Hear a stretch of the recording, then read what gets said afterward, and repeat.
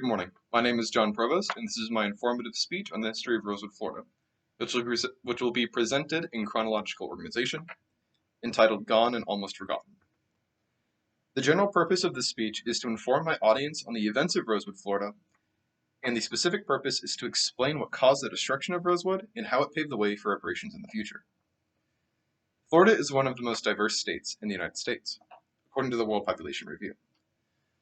But it's hard to imagine that a place as diverse as Florida was home to one of the most horrific examples of racial violence in post-Civil War America.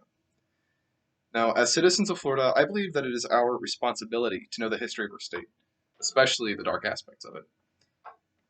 It presents us with vital information regarding how we treat others and how we govern ourselves in the future.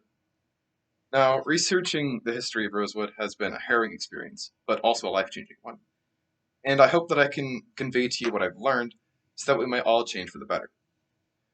The events surrounding Rosewood are shrouded in hate and fear, but the remembrance of Rosewood was an important milestone in the history of racial justice in the United States. Much of the information on Rosewood was suppressed. In fact, it was very difficult to find relevant information regarding Rosewood until the 1980s, when survivors and family members of survivors came together to seek racial justice.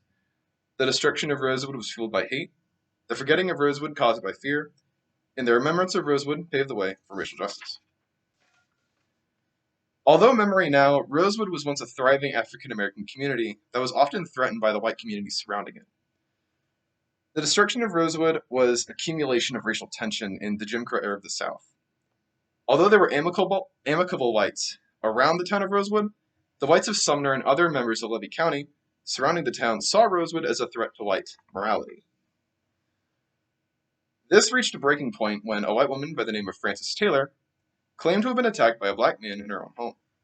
This caused a mob to stir up and eventually lead to the destruction of Rosewood. Now, despite how it may seem, the events of Rosewood were not sudden, but a buildup that slowly reached a breaking point. There had been a long stream of racial tensions in between the residents of Rosewood and the surrounding Levy County area. This tension came in the form of intimidation and racial violence, but was accelerated by the accusation from Frances Taylor. We will soon see how this spelled doom for the people of Rosewood. Part of what made the assault so volatile in the time was that there was a theme of preserving white womanhood in the communities in the South, white communities in the South. And the most common accusations that caused the deaths of black Americans at the hands of white Americans was of sexual assault. Although Frances Taylor had been physically assaulted, there was no sign of rape or burglary in the Taylor home. And a witness at the home that day by the name of Sarah Carrier, who was also an employee of the Taylor household, claimed that it wasn't a black man, but a white man who had left the home that day, who she theorized had been Frances Taylor's secret lover and had abused her while her husband was away. Once the surrounding communities had been stirred up, Rosewood practically never stood a chance. From the 1st to the 7th of January, literally hundreds of white men from Sumner and the surrounding areas formed a mob, even some coming from out of state. They went on to kill and chase the citizens of Rosewood away, and eventually burn it to the ground. They drove through the swamps, their headlights breaking through the trees, searching for anyone unfortunate to be out that night.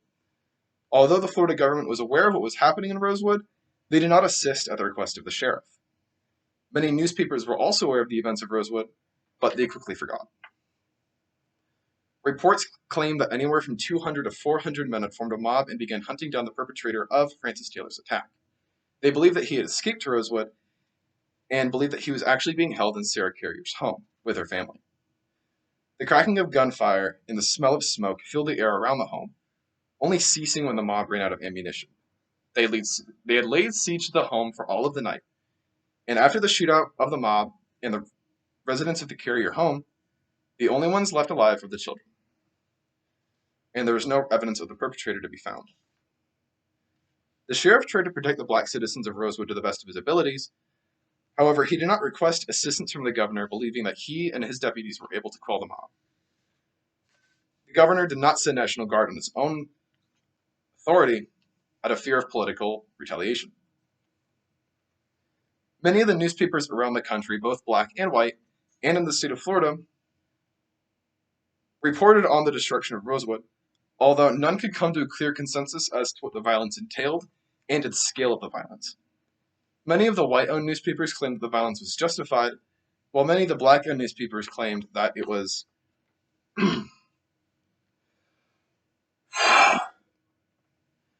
while many of the black-owned newspapers called for action and solidarity with the citizens of Rosewood. Ultimately, the story of Rosewood faded out of the public eye. After all was said and done, when the smoldering wreckage of the once vibrant town finished smoking, and the last of the innocent victims buried, the official death estimate was 8 people, 6 black and 2 white. But witnesses and survivors claimed that the death toll ranged anywhere from 30 to 150. Just like that, in the span of a week, a once thriving community was torn to the ground. That is, until 1982. The survivors of Rosewood kept their memories silent for decades, almost as if it had never happened to them. Investigator Gary Moore eventually made his way up to Cedar Key from Tampa and learned about Rosewood, prompting him to uncover the full story. The recognition eventually led to a court case being filed against the state of Florida for recognition of the massacre and reparations to the survivors and their families. Despite a majority of the population of Rosewood having been displaced, a memory of it remained in all the survivors no matter where they were, particularly in the minds of Arnett Doctor, one of the children of the survivors of Rosewood. He would go on to help Gary Moore uncover the truth about the massacre. Gary Moore of the St. Petersburg Times went to Cedar Key originally for a travel article. However, when he arrived and began asking questions about the town, he felt caution from the locals and saw suspicions arise as he began asking. He eventually discovered the events of Rosewood, and with the help of Arnett Doctor, uncovered the full story and wrote a book about it, which garnered national attention. In 1993, Arnett Doctor and other family members of Rosewood survivors came together to present a court case against the state of Florida for not protecting the citizens in its time of crisis. The families eventually won their court case, earning reparations and being one of the first examples of African Americans being granted reparations for racial violence. Despite the tragedy of Rosewood, we are given an opportunity to look back on our past and see what we can do better. The memory of Rosewood is still relatively obscure. In fact, when I ask many of my Florida-born family members, they seem to not know what I was talking about. And it is important that it is a shared part of our history and not something that is allowed to fade away. The history of racism in the South led to the destruction of Rosewood, but understanding our history and its consequences helps us understand the actions we can take to move forward in fairness and equality. Now, remembering our history, let us look back on how far we've come and how far we have left to go.